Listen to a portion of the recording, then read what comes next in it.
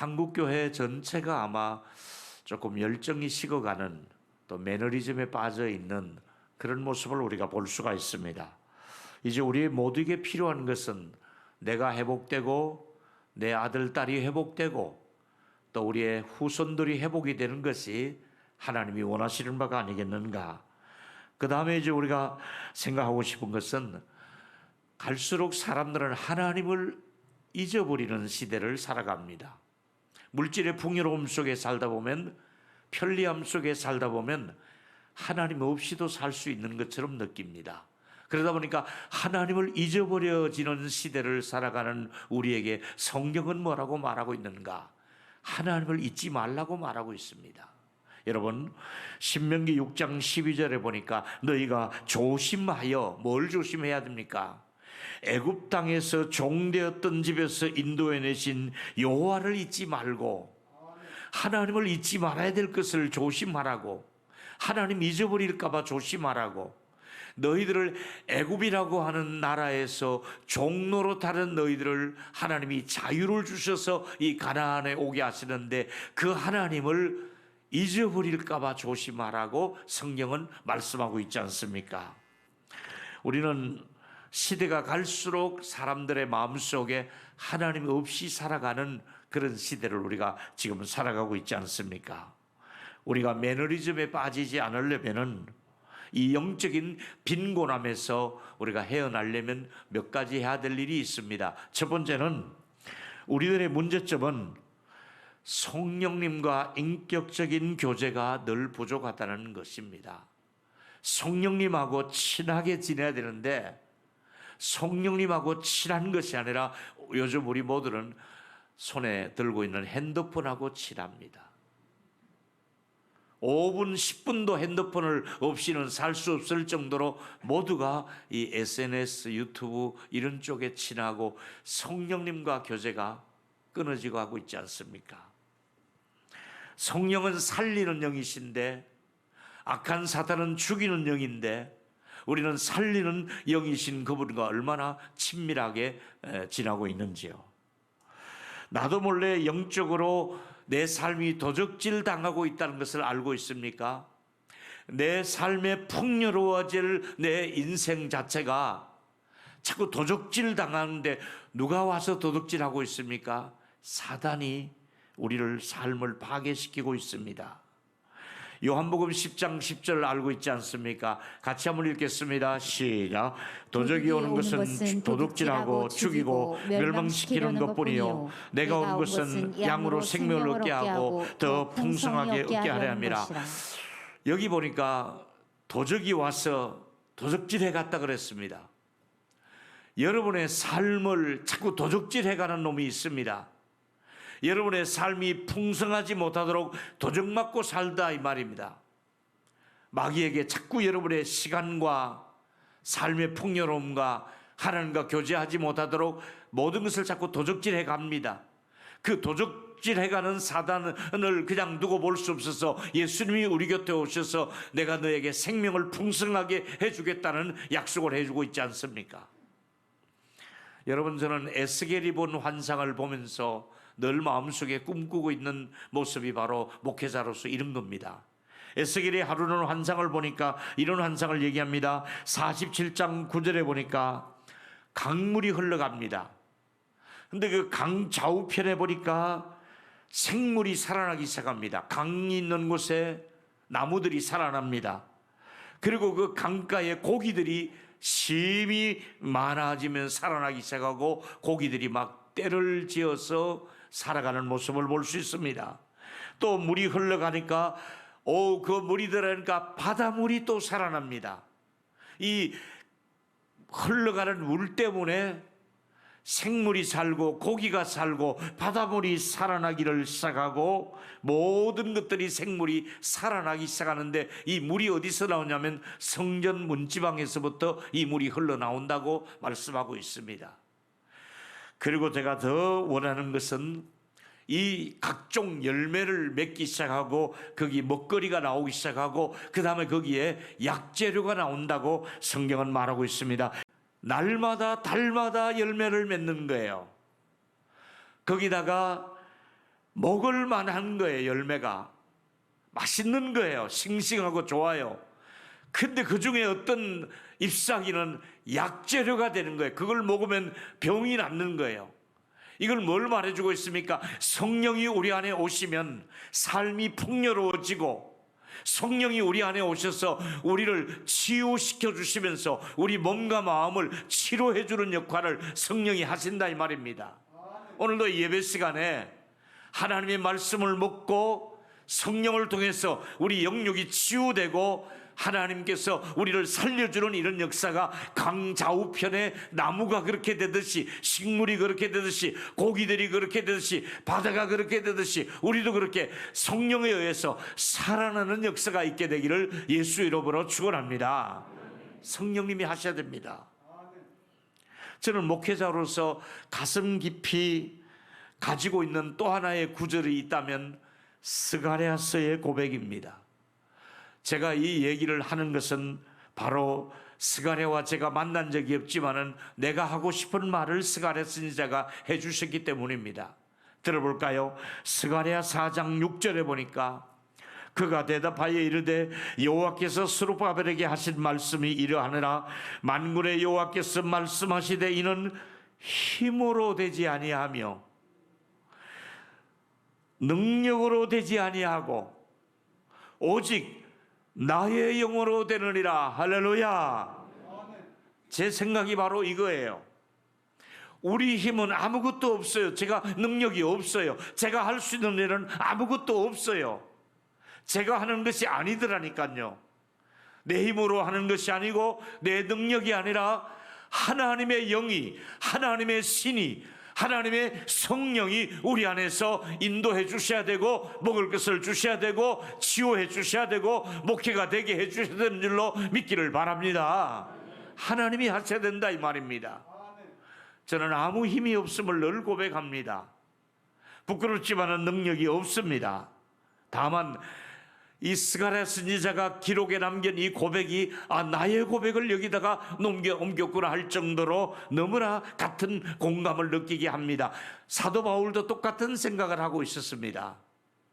스가랴 선지자와 바울은 만난 적이 없지만은 성령 안에서 같은 생각을 한 게 뭡니까? 빌립보 4장 13절에 보니까 내게 능력 주시는 자 안에서 내가 모든 것을 할 수 있느니라.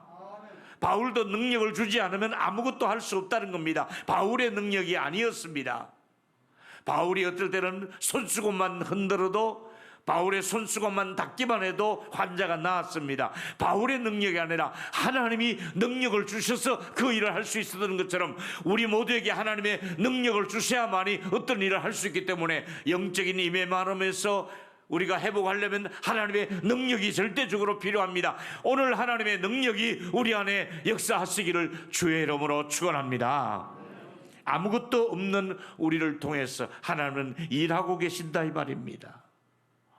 제가 이 목회 현장에서 오랫동안 있어 보니까 선교사로 가 있을 때에도 교회를 건축해서 개척해서 지금까지 오는 동안에 모든 일들은 제가 하는 것이 아니라 하나님이 하시더라 이 말이지요. 하나님의 성령께서 사람들을 불러주셔야 되고, 마음의 변화를 주셔야 되고, 움직여 주셔야 되고, 물질을 주셔야 되고, 하나님이 하시도록, 하나님이 하시는 일을 보는 것이 목회 현장이라고 할 수가 있습니다. 여러분의 마음이 혹시 공허하지는 않습니까? 왜 공허한 줄 아십니까?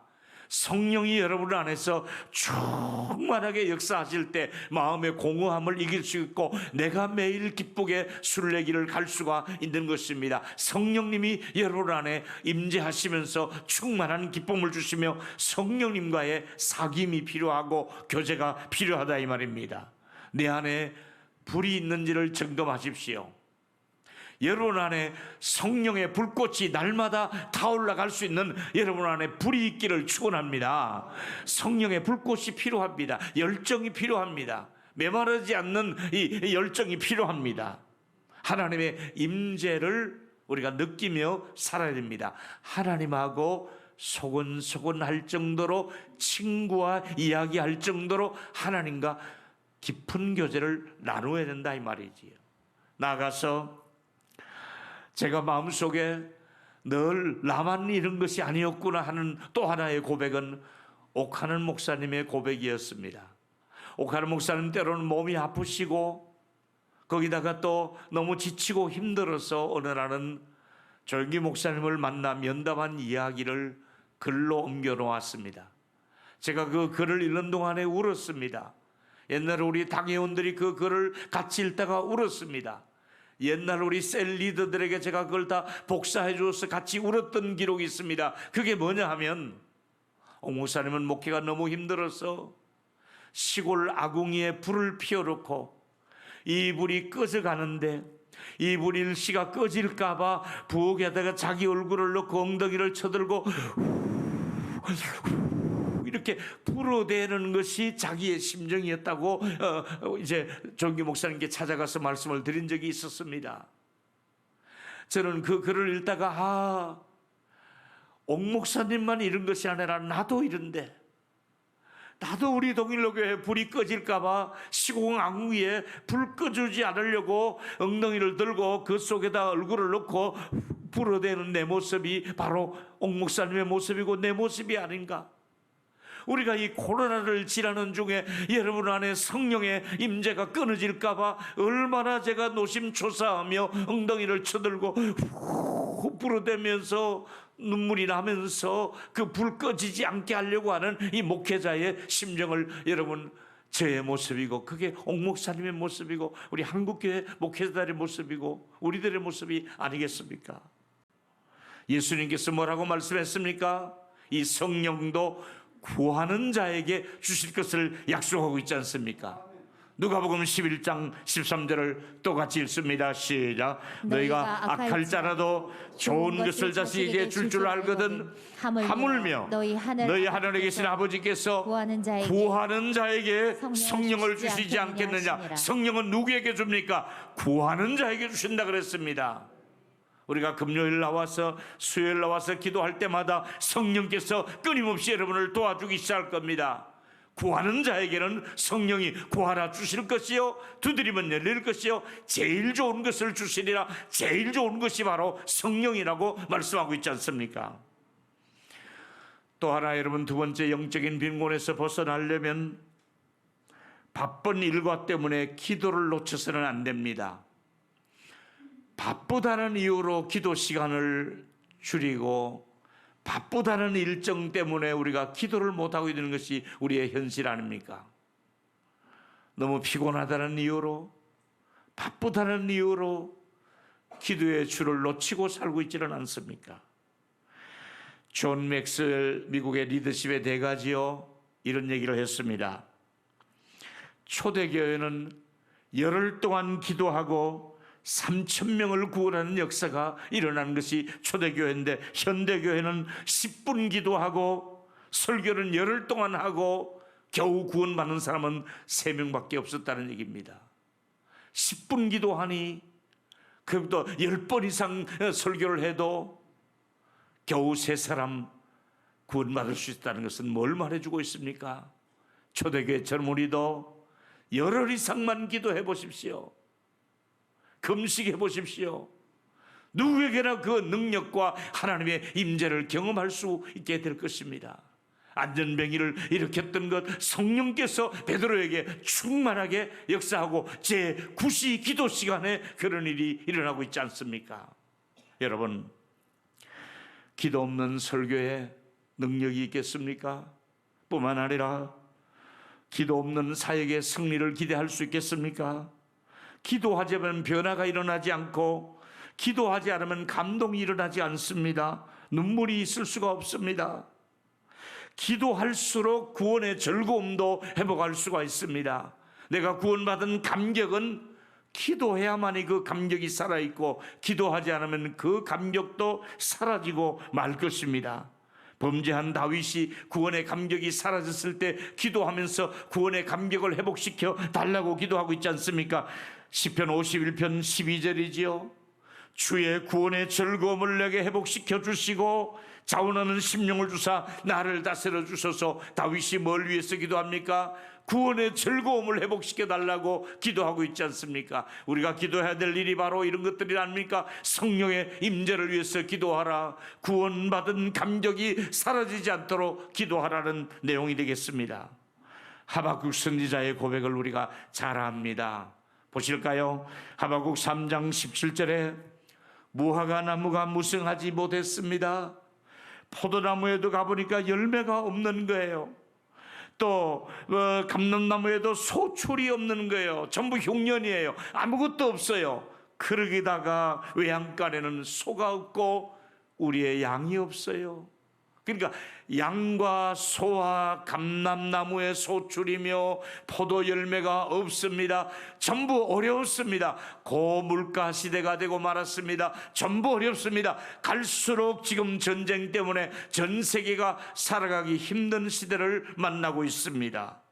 이제 우리는 어떻게 해야 될까요? 이 고백은 우리의 고백이 됩니다. 나는 여호와로 말미암아 즐거워하며 나의 구원의 하나님으로 말미암아 기뻐하리로다. 여기 기쁨이 다릅니다. 곡식이 많아서 기쁜 것이 아니라 양과 소떼가 많아서 기쁜 것이 아니라 나는 여호와로 말미암아 기뻐하리라. 우리가 하나님의 자녀요 하나님을 섬기는 예배자로서 하나님이 주시는 기쁨을 저와 여러분이 누릴 수 있도록 하나님과 함께 이 기쁨을 누릴 수 있는 저와 여러분이 되기를 축원합니다. 하나님이 주시는 기쁨을 우리가 누려야 되는 것입니다. 마지막 세 번째, 영적으로 우리가 빈곤하지 않으면 오늘의 하나님을 경험하고 간증해야 됩니다. 오늘 중요한 말씀을 하나 드린다면 바로 이겁니다. 이제도 계시고 하나님은 전에도 계시고 장차 오실 분이라고 계시록 1장 8절에 소개하는데 이 순서가 의미가 있는 순서입니다. 같이 읽습니다. 시작. 주 하나님이 이르시되 나는 알파와 오메가라 이제도 있고 전에도 있었고 장차 올 자요 전능자라. 할렐루야. 중요한 포인트는 이제입니다. 어제도 중요하고 내일도 중요하지만은 이제 하나님이 나와 함께 하시느냐, 지금 하나님이 나와 함께 하시느냐 하는 얘기입니다. 그렇습니다. 여러분, 과거의 하나님은 확실하게 성경에 보면 애굽에서 어떻게 역사했습니까? 어떻게 다윗에게 역사했습니까? 다니엘에게 어떻게 역사했습니까? 과거에 역사하신 하나님 우리가 너무나 잘 알고 있습니다. 미래의 하나님의 역사를 우리가 확실히 믿고 있습니다. 문제는 지금 역사하시는 하나님을 경험하고 있느냐 하는 얘기입니다. 과거에 내가 이런 일을 했고 과거에 내가 이런 경력이 있고 그것보다는 지금 나는 하나님과 어떤 교제를 나누고 있으며 어떤 응답을 받고 있으며 어떤 일들이 내 안에서 일어나고 있는가, 지금 한국교회는 하나님이 어떤 일을 하고 계시는가, 지금 우리 동일교회 하나님은 어떤 분으로 역사하고 있는가, 오늘의 하나님을 만날 수 있게 되기를 축원합니다. 목회자로서 저는 오늘의 하나님을 만나고 싶은 것이 제 늘 바람입니다. 오늘 기쁘게 살고 싶고 오늘 내 소원이 이루어졌으면 좋겠고 오늘 하나님을 만난 경험을 가지고 살았으면 좋겠고 오늘 경험하는 것이 얼마나 귀한 사역이 되는지 모르겠습니다. 모세를 만나주셨던 하나님의 말씀이 나를 만나주시고 뿐만 아니라 엘리야를 만났던 하나님이 나를 만나주시고 바울에게 함께 하셨던 하나님이 오늘의 나에게도 말씀해 주시는 하나님이 되셔서 나는 하나님의 살아계심을 선포할 수 있는 능력 있는 하나님의 사람으로서 변함없이 하나님의 은혜를 누리고 싶다 이 말입니다. 히브리서 기자가 이런 말을 했습니다. 히브리서 13장 8절에 예수 그리스도는 어제나 오늘이나 영원토록 동일하시니라. 할렐루야. 예수님은 여러분의 과거에도 오늘도 내일도 영원히 그 예수님은 변함없이 우리 곁에 계시는 줄로 믿기를 바랍니다. 그 말씀은 영원합니다. 히브리서 4장 12절에 보니까 하나님의 말씀은 살아있는 말씀입니다. 하나님 말씀은 살아있기 때문에 활력이 있습니다. 좌우의 날선 금보다 예리해서 혼과 영감이 간절과 질서를 찔러 쪼개까지 하고 내 마음을, 내 생각을, 내 뜻을 살피시고 하나님의 말씀이 나를 움직이도록 하라. 하나님의 말씀이 내 마음을 움직이게 하라. 하나님의 말씀이 내 뜻을 따라가게 하라. 하나님의 말씀 앞에 내가 판단받게 하라. 하나님이 우리를 이끌어 주시는 은혜가 있기를 축원합니다. 우리 모두 영적인 빈곤, 이 영적인 가뭄에서 벗어나야만이 회복할 수가 있지 않습니까? 우리가 꼭 회복해야 될 때는 이런 말이 필요합니다. 어떻게 회복이 가능한지 성경은 답이 나와 있습니다. 회복할 때는 요엘서 2장 12절 13절이 회복의 원리를 우리에게 말씀하고 있습니다. 읽습니다. 시작. 여호와의 말씀에 너희는 이제라도 금식하며 울며 애통하고 마음을 다하여 내게로 돌아올지라 하였. 너희는 옷을 찢지 말고 마음을 찢고 너희 하나님 여호와께로 돌아올지어다. 그는 은혜로우시며 자비로우시며 노하기를 더디하시며 이내가 거치사 뜻을 돌이켜서 재앙을 내리지 아니하신다. 할렐루야. 여러분들이 금식날이 교회에서 주어지면 금식하십시오. 그게 시간이 아깝고 배가 고파도 금식한 만큼 영적으로 유익하기 때문에 그런 겁니다. 자신을 위해서, 교회를 위해서 금식을 하시고 울며 애통하며 어떻게 해야 됩니까? 하나님께로 돌아오라고 말씀합니다.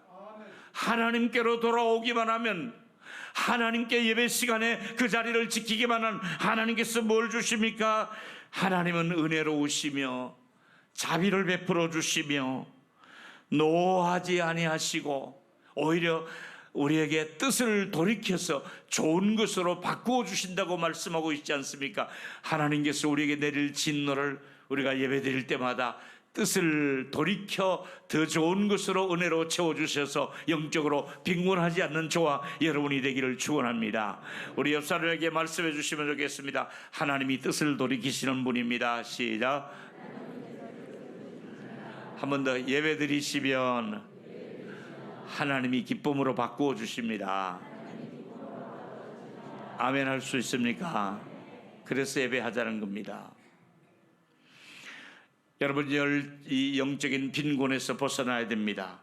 우리는 이 코로나라고 하는 긴 터널을 아직도 계속되고 있고 또 재발의 움직임이 있습니다마는 영적으로 많이 손해본 것이 많습니다. 회복하려면 어떻게 해야 될까요? 여호와께로 돌아오는 길만이, 하나님께 예배하는 길만이 우리가 살 수 있는 길은 이 길밖에 없다는 겁니다. 하나님은 뜻을 돌이키는 분이라고 말씀하시며 은혜와 긍휼을 베풀어 주신다고 말씀하고 있지 않습니까? 여러분, 이제 결론을 이렇게 정리했습니다. 우리 모두는 영적인 빈곤에서 벗어나야만 합니다. 다니엘은 포로 생활 중에서도 영적으로 빈곤하지 않았고 큰 은총을 받은 사람이고 강건했다고 말씀하고 있습니다. 이제 첫 번째 글을 여러분이 마무리를 여러분이 해주셨으면 좋겠습니다. 첫째로 시작. 주여 우리 모두도 성령님과의 인격적인 교제를 나누면서 성령님과 동행하게 하소서. 성령님과 날마다 교제하시며 좁은 길을 가면서도 기뻐할 수 있는 것은 주의 영이 함께함이라. 할렐루야. 날마다 성령님과 함께할 때 영적인 빈곤을 이길 수가 있습니다. 두 번째 읽습니다. 시작. 기도하며 구원의 즐거움을 회복하며 응답을 얻게 하소서. 여러분 안에 날마다 기도가 하는 가운데 이 하나님의 구원의 감격이, 하나님이 은혜 베푸시는 감격이 날마다 있게 되기를 축원합니다.